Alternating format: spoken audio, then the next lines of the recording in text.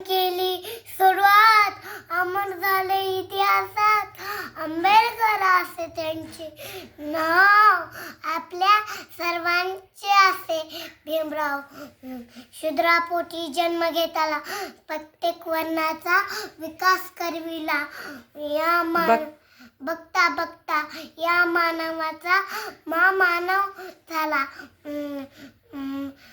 आयुष्य गेले लढण्यात प्रत्येकाचा विचार करण्यात या देशाला